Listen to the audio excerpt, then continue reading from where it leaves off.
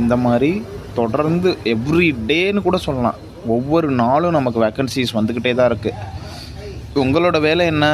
எக்ஸாமுக்கு அப்ளை பண்ணணும், படிக்கணும், எழுதணும், அப்ளை பண்ணணும், படிக்கணும், எழுதணும். இந்த மாதிரி தொடர்ந்து நீங்கள் பண்ணிக்கிட்டே இருந்தீங்க, எழுதிக்கிட்டே இருந்தீங்கன்னா அப்போ தான் அதில் உள்ள நுணுக்கம்லாம் உங்களுக்கு தெரியும். என்ன மிஸ்டேக் பண்ணுறோம் அப்படிங்கிறது தெரியும், எதை நம்ம வந்து கரெக்ட் பண்ணணும், இன்னும் எதை படிக்கணும் அப்படிங்கிறது தெரியும். ஸோ அதனால் தொடர்ந்து எக்ஸாமுக்கு ஈவன் 5 வேக்கன்சியாக இருந்தாலும், 2 வேக்கன்சியாக இருந்தாலும், 1 வேக்கன்சியாக இருந்தாலும், எக்ஸாம் ஃபீஸ் உங்களுக்கு கம்மியாக இருக்கிற மாதிரி இருந்தது, அப்ளிகேஷன் ஃபீஸ் கம்மியாக இருக்கிற மாதிரி இருந்தது அப்படின்னா தொடர்ந்து அப்ளை பண்ணி எக்ஸாமை தயவுசெய்து எழுதுங்க. எழுதுனீங்கன்னா தான் என்ன மிஸ்டேக்ஸ் வருது அப்படின்னு தெரியும். அப்போ தான் அதை கரெக்ட் பண்ண முடியும்.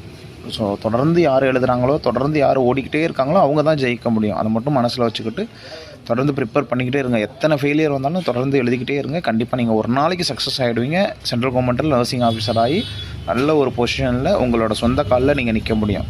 மனசில் வச்சுக்கிட்டு